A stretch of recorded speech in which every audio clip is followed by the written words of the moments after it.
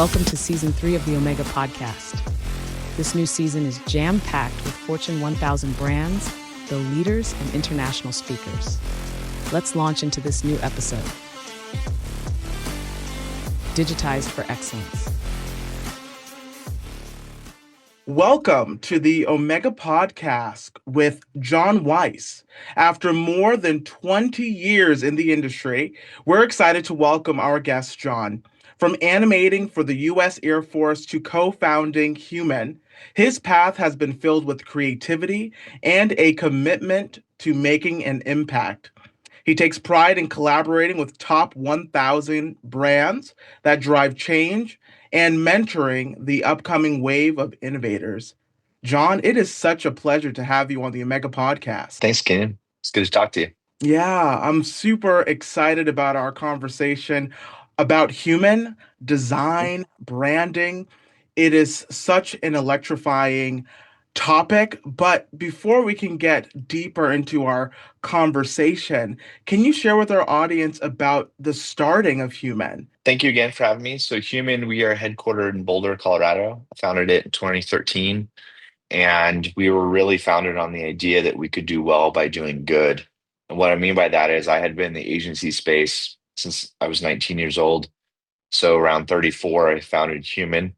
And we wanted to work with brands that we felt were moving the human race. And what that meant to us was doing anything that improved the human experience, whether it was products, design, storytelling. If it put something in someone's life that was valuable, that that person wanted, they felt it, they valued it, then that's the work we wanted to create. And I know it's kind of broad, but coming out of the agency space for such a long time, I really wanted to work with brands that wanted to matter and that wanted to do work that mattered. So that was our genesis. We really started in product and brand. We expanded into marketing, we expanded in film. Over the course of that time, we've been really happy to work with brands like Atlanta Lakes, Nike, Twitter, work with a lot of startups, work with a lot of companies, help raise capital and move their story forward. So that was the genesis of Human. And currently, what we really focus on is working with, I mentioned it earlier, working with brands and businesses that want to matter. So what that means is they might feel stuck, they might feel lost, and they somewhere along the way lost their way. So they know that they need to matter again in the lives of those people that they're making things for. So that's our focus in terms of the brands. It's a little bit about Human. Yeah, wow. I think it's such a interesting way to align the brand with an identity and being able to have that human almost touch to it, that the audience is part of that brand where they can feel so they can Mhm. interact. Because at the end of the day, a business is a conglomerate of people. And I find it Mhm. interesting because, I was going through some of the recent podcasts and some of the work that you've been doing, which has just been outstanding. I think it's electrifying how you just combine music with the artistry and the people and the Mhm. colorism. It's just outstanding. But what significance do you find when it comes to data and analytics in contemporary marketing? And how do you think businesses can leverage them to gain insights into their audience? There's a lot of good stuff there. So you're right. People buy people. At the end of the day, businesses are comprised of a bunch of human beings. You see this happen a lot with brands that have a figurehead as their CEO or whoever's at the top of the tree. If they're if they are a charismatic leader, the business tends to do better. And you can name multiple leaders. I mean, even James Dyson from Dyson. If you go to vacuum cleaners, you have a charismatic leader that had a vision that wanted to solve a problem that was as mundane as vacuums, but he wanted to improve it. And they sell a lot of vacuums, maybe because they don't lose suction, but maybe because the founder. So people buy people. And when you talk about data and what sort of insights you can get from data, there's kind of two components to it in my experience. Is one is the data itself will do what you expect it to do. It will give you insights and it will give you potential answers to problems. It will show you trends. It will show you what people are asking for, how they're behaving. So it will do those things at a mechanical layer. But at the magical layer, where people actually connect on an emotional level, that's where data falls short. So there's no intimacy in data. If a brand has access to a bucket of data through all of their tools and systems that they have in place, and they're looking at their customer data, they're segmenting it, they're looking at actions, they can get pretty far. But that last 20%, which is the hardest percent, which is how do we connect on an emotional level? How do we truly be relevant to the people that we serve? I'm still a firm believer that that's going to need a human element in the mix. So as much as AI and machines and data will get us pretty far, that last connective layer needs to be really human. And that's so for our focus with our clients, that's where we really press in because we know that the decisions that their consumers make are based on emotion. Science shows that 95% are based in emotion, then they're rationalized later through logic. So that's kind of how we view data. It'll get you to a certain spot. There's no intimacy in it. You got to find that human layer. Yeah, there's a hybrid between both looking at Mhm. the data, understanding the audience demographics, but then also being able to have that tangible touch at the very That's end right. to the consumer. But with there Hmm. being such a shift in social media platforms changing, TikTok, for example, is so and so may or may not be banned in the Right. United States. What implications do you think these transformations in marketing will have for brands having that human touch or at least engaging with their Mm. audience on these social platforms? The implication to me would be a lot more thoughtfulness and intentionality around the content that's created. And as much as I would hope that that would be a cliche answer at this point in time, that brands should be thoughtful in the content that they put out. In some ways, it's almost been the opposite of that because when the platforms were way more open and the algorithms were way more focused on proliferation, just quantity and a brand really being prolific on a platform with multiple pieces of content. What that did is it opened up the gateway for brands to then say, we need to be prolific. We need to create a lot of content and we need to be in every channel. We need to almost be omnipresent. And where data is going now and where the platforms are going now, hopefully are encouraging brands to be way more targeted, way more selective in what they put out. So if I put out a piece of content, rather than me putting that out in hopes that it will fight against a bunch of noise, so I will put out a bunch of content so that even if consumers are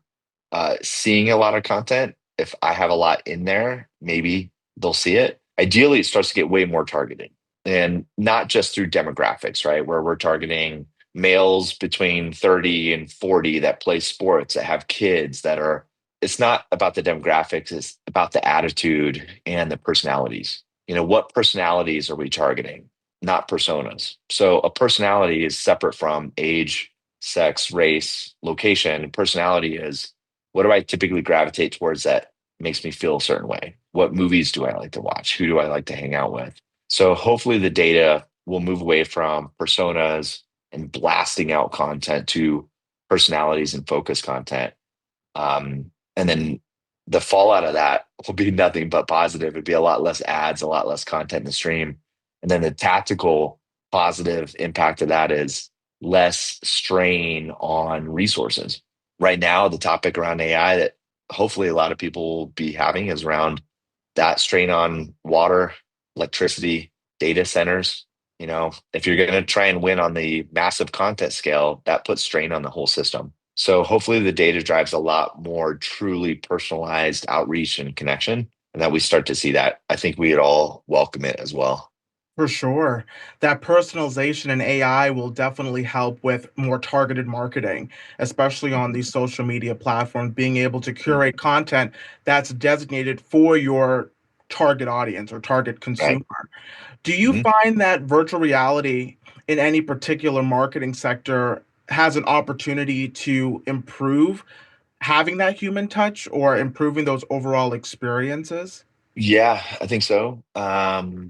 Virtual reality, yes. I think the low hanging categories that you assume, like furniture, like watches, glasses, like what Warby Parker did back in the day, where you could see what glasses look like on your face.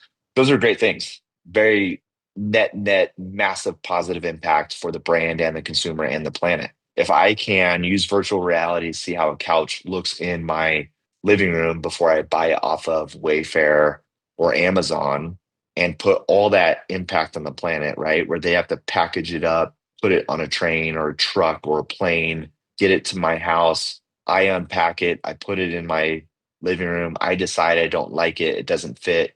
Now I have to repack it and resend it back.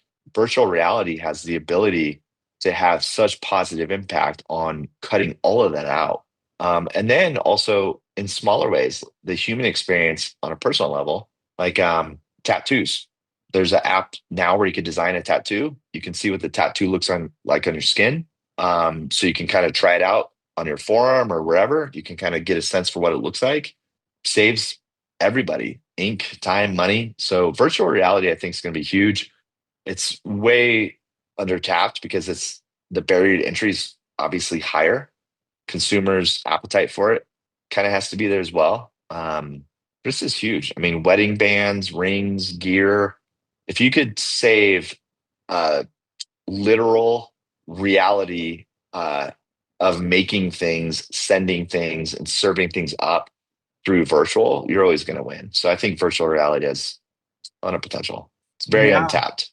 No, for sure. Definitely, there's a lot of opportunities with VR, AR, and MR development and marketing, Hmm. and even in retail stores, e-commerce-based businesses utilizing that as a way to have consumers purchase products. They can look at Hmm. themselves in the virtual realm and try on different outfits and Hmm. such. So definitely a lot to think about. But just to shift gears, I know as an entrepreneur, there's a lot of new developments and new things to learn, but how do you keep yourself informed about the latest developments in marketing and just staying abreast in the different resources that are available to you to excel your Yeah. business? Probably three ways. One, from a tech stack standpoint, I subscribe to newsletters like neutron.ai and I think it's runway.ai, like three or four emails around technology that hit your inbox every day for what's happening around technology and how it's being implemented.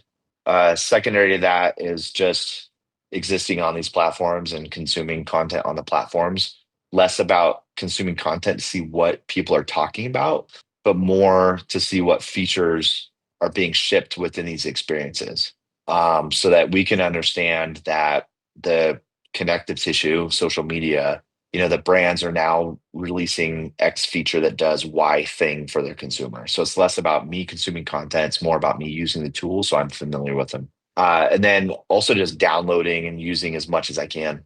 So download, just go to the App Store, download the top 10 apps in the App Store, play with them. What's the onboarding look like? What's the reach back look like? What are the email campaigns look like?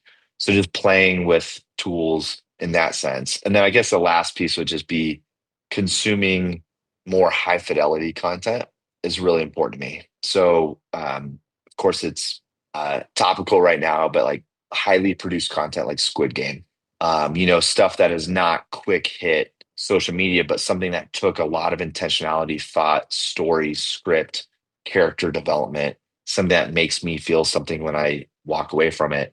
Because those pieces of content, they're expensive, they're hard to produce.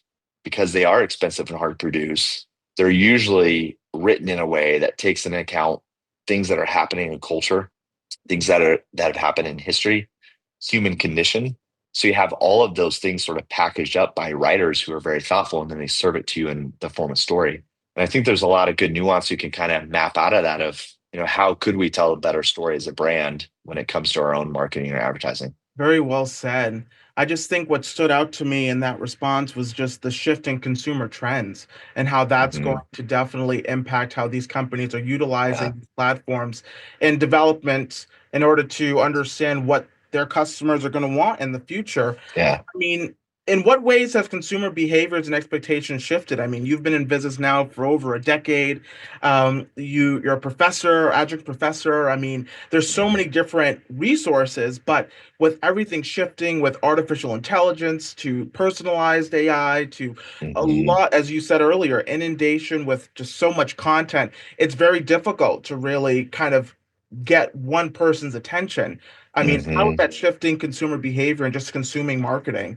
The biggest shift I've seen in consumer behavior and marketing and just consumption in general is that I think in the past, consumers trusted brands and companies to ship things, products, and experiences that were based off of that company's expertise, right? This brand knows, and they're the experts in it. So if I buy into that thing, they probably thought through it in a way that when I buy it, I'm probably going to want to keep it because it's really thoughtful. It's really designed for me as a consumer.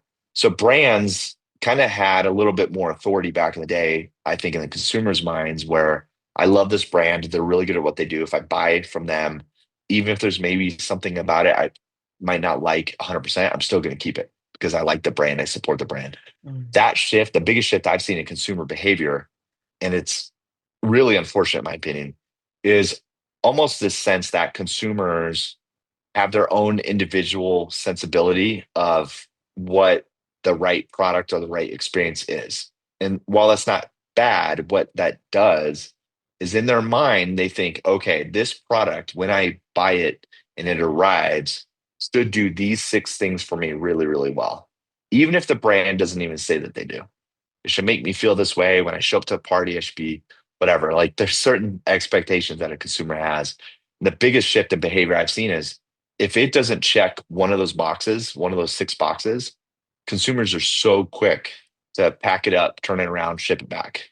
Whether it's free shipping from Amazon or whatever, or I can take it back to retail. So they're almost leveraging the distribution channel and how easy it is to get something and return it for them to decide whether or not a product is valuable to them. And that's the biggest shift is I will not decide if it's valuable until I actually have it in my hand and I will use it for a while. And then I will tell you whether or not it was worth the money I paid for it. And if it's not, I'm shipping it back. That's the biggest shift in behavior. Was before you bought something, you're like, I trust the brand. Even if there's something about I don't like, I'm going to keep it. And this side, the new side, has just created a massive fickle, like not a lot of loyalty to brands unless like most people already have their top three brands. And then everything underneath us is like, I'm not loyal at all. I'll buy, I'll return. I'll buy, I'll return. And I'm talking about obviously non-perishable goods, like not food. Uh, but that's the biggest shift I've seen. So brands really have to figure that out. You can't just play the game of like, we ship 100 units. We have these numbers that we're making decisions on that people love us. And then 90 of the units get shipped back. I think brands need to start thinking about how do we actually create something that when people get it, they fall in love with it and they keep it. Enjoying your Omega podcast experience? We want to hear from you. Leave us a comment or visit our website at omegaconsulting.online for more insights, success stories, resources, and more. Digitized for excellence. For sure. It's almost as if you have to create this instantaneous value to your Yes, customers that's a immediately. great that's a great way to phrase it.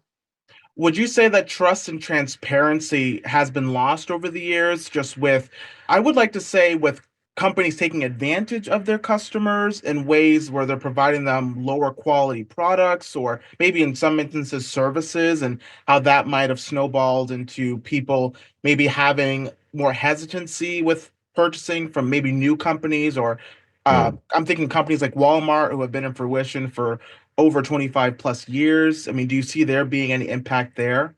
I don't know. Maybe I think half of it I've seen impact, which would be on the transparency side, but probably in a positive way. I think what I've experienced, consumers feel a little bit more like brands are a little bit more transparent.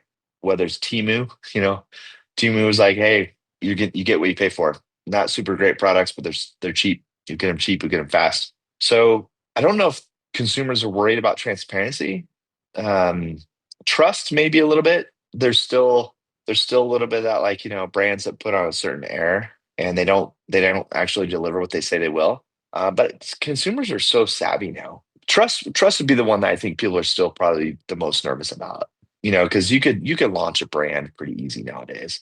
You can stand up a really beautiful looking brand with a product that feels great. You could say all the right things. You could throw it on Instagram. You have 40,000 people buy it pretty fast. Like brands can pop up pretty fast and they look very polished and very solid.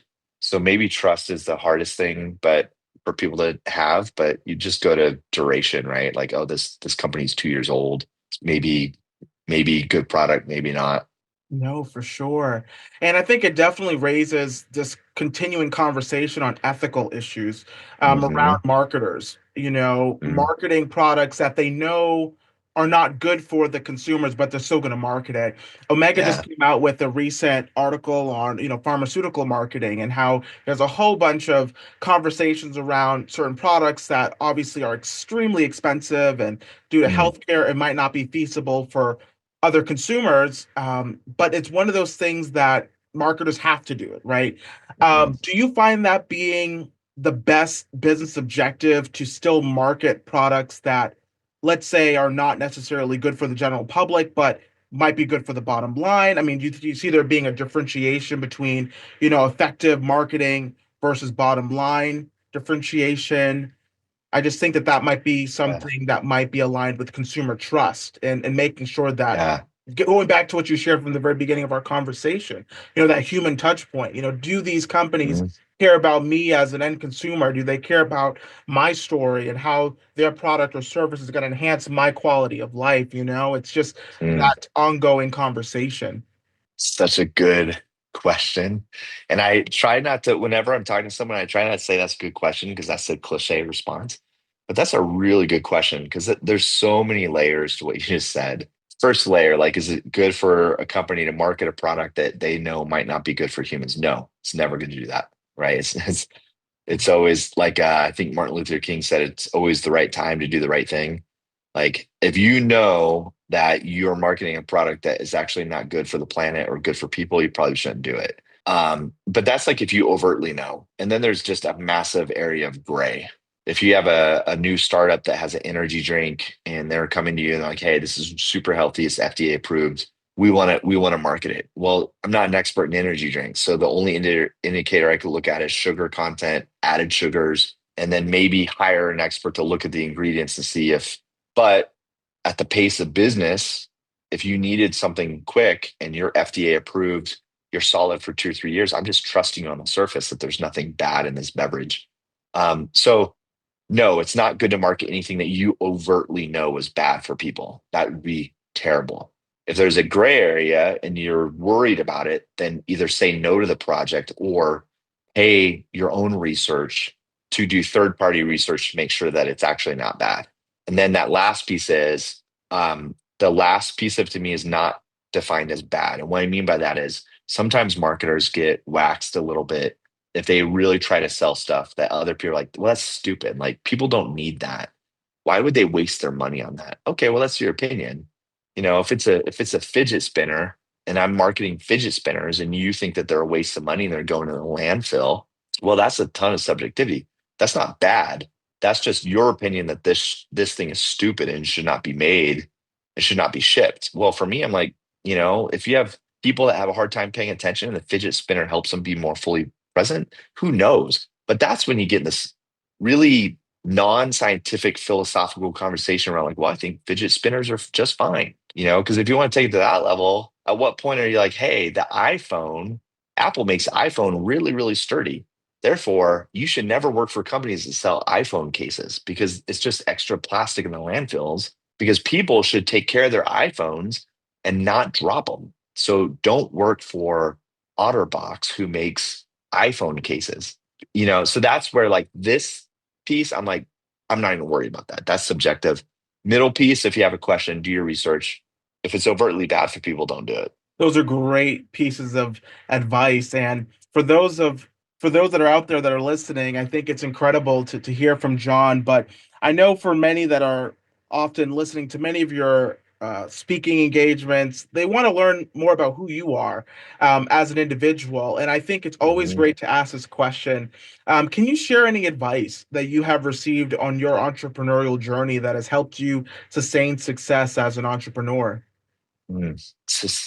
Any advice to sustain success? Trying to think through that. I've received a lot of good advice by a lot of really smart people throughout my career.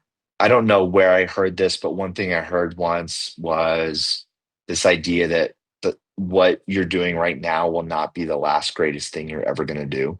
And that was the biggest piece of sustaining support for me when I started Human, because Human was my second agency. I had an agency that I founded in Portland, Oregon when I was 23, and we got acquired when I was 29. And, although the acquisition story feels like this great success, it was not for a huge sum of money. It took care of my clients, it took care of my family. But I was really burned out, and you would not ever see me starting another business in the future, even if you paid me $50 million. That's how I felt at the time. You fast forward 6 years, 5 years later, I'm starting a second agency. And when I'm starting a second agency, I'm thinking about how do I avoid that slog that was the first thing. And that piece of advice, whoever it was, wherever I read it or heard it, this will not be the last greatest thing I ever do. That stuck with me. And then another piece of advice from a really close friend of mine. He's pretty big in the agency space, Alex Boguski. He said something that stuck with me once where he was talking about the who you are right now. You're already awesome. So when you're an entrepreneur, it's really easy to feel like when I accomplish this thing or do this thing, I will then make it. I will then be John Weiss. And it's like, no, no, no, you're John Weiss now. You're great now. And then paired up with that is like everything's an opportunity to do powerful, amazing work. So if you view it that way, then those days where as an entrepreneur, you're like, man, this is a beat down, whether we're not closing enough business or whatever, a client's unhappy, or we wonder if we should have done something different, a little bit easier. Those are days where it's like, no, everything's an opportunity to do something awesome. This is not going to be the last greatest thing I ever do. But for right now, I'm going to give it my all, and then we'll just go from there. Yeah, just being present in the moment and just doing everything Hmm. that you possibly can to seize that opportunity. I think many people try to do everything all at once, but they're not willing to play the long game or think of the journey of being an entrepreneur as being a marathon, if you will. I Yeah. think they're just trying to reach goals and continuously get these, awards or credibility, Hmm. whatever it may be. But it's so important to just take that time to process and just enjoy the journey. Um, Yeah. because you never know how long it's going to be. I mean, you can be in business for Hmm. 5 years, 10 years, 100 plus years. I mean, if you live that long, God bless you, right? But where you see yourself is really important. And Hmm. John, if you could think back, 10, 15 years ago when you were grinding, trying to figure out what was the next step for you in your career, how Hmm. did you determine, or maybe if you can think back to what kind of led you to say, I'm going to step out and just do this? Did you see yourself kind of this business taking off? Did you just kind of have the connections, the resources, and just took that risk? Can you kind of paint us a Yeah. picture for what that time was like? Yeah, I didn't have when I stepped out. So when I left, so I was doing a stint at Chris Porter here in Boulder. When I stepped out to do human, I didn't have any long-term vision that this thing will be really big or be very successful. It was very myopic at the time. It was very like for the next couple of years, I wanted to build a product actually or create things with my skill set that improved the human experience that made people feel more connected or just did really big, great things. So it was a very myopic vision at first. And that's maybe why the this won't be my last greatest thing I ever do really resonated with me because I felt like the time frame was it'll be whatever it is.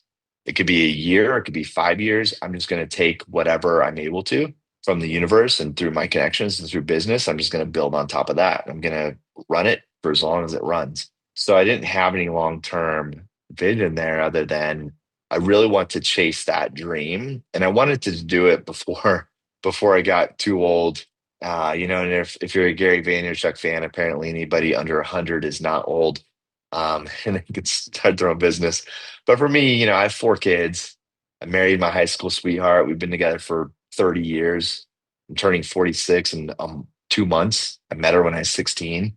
So as my kids were getting older, I wanted to do something that felt like I could be proud of it as my kids are getting older. Like, hey, I'm not just selling stuff, but I'm actually trying to work with brands that are moving the human race. And that was kind of the guiding factor there to step out and do something. Wow, talk about human touch.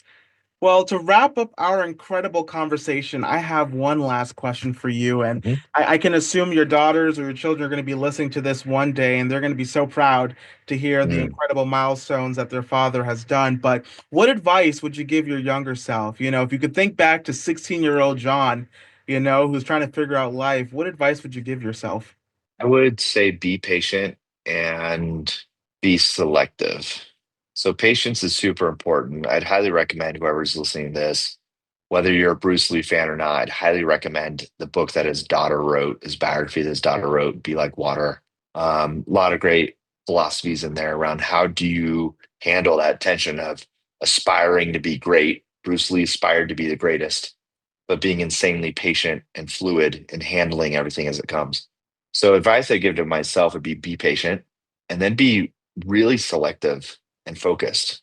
What I mean by that is it will always be important to network. It will always be important to say yes to things. It's that concept I heard it when I was a kid, this concept that you don't regret you regret the things you don't do more than the things that you do. And that stuck with me. Like, oh, that's interesting. So if I don't do something, I'm probably going to regret it, which was super helpful for me. So I just started saying yes to everything. Every networking event, every connection, every project I could do, everything was this is clay on the table so I can at least shape it as I go. And I still believe in the principles of that. Say yes as often as you can and network and connect as often as you can. But what I would do is I would then put a parameter around that. And I'd say, okay, within this container, I will say yes and I will give my all to everything, but within this container. And what that container could be is I'm committing to get at least 6 hours of sleep a night. I might not be able to get an optimal 8, like everybody says that, they're multimillionaires and they're like, well, now I wake up at 4 a.m. and I get in a freezer bath and I go a sauna. And it's like, yeah, you're a multimillionaire. But when you're starting out or when you're hustling, you have to find that balance. Like, I just got to put in the 4-letter word, WORK. You just got to get after it. But that's what I tell myself. Be patient and then be selective and focused. So create the container that you want to get after it within, but then those boundaries never get crossed. Decide what are my non-negotiables, right? What are my closed-fisted options? These are closed-fisted, these are open. My open, I'll say yes to this, I'll network or whatever. My closed-fisted could be, I don't want to work with these type of people. I don't want to work with these type of brands. I want to get good sleep. I want to prioritize my health. Like every morning when I wake up, the first deposit I make is to not deposit my time and energy and attention into other people's worlds, which is social media and stuff. But instead, I want to make my first deposit into myself, whether that's going for a walk, whether that's working out, whether that's spending time with my wife and my kids. Those would be the things I tell myself is patience and focus. Oh man, I love that. Wow. Well, thank you, John, for being on the Omega podcast. Thanks for having me.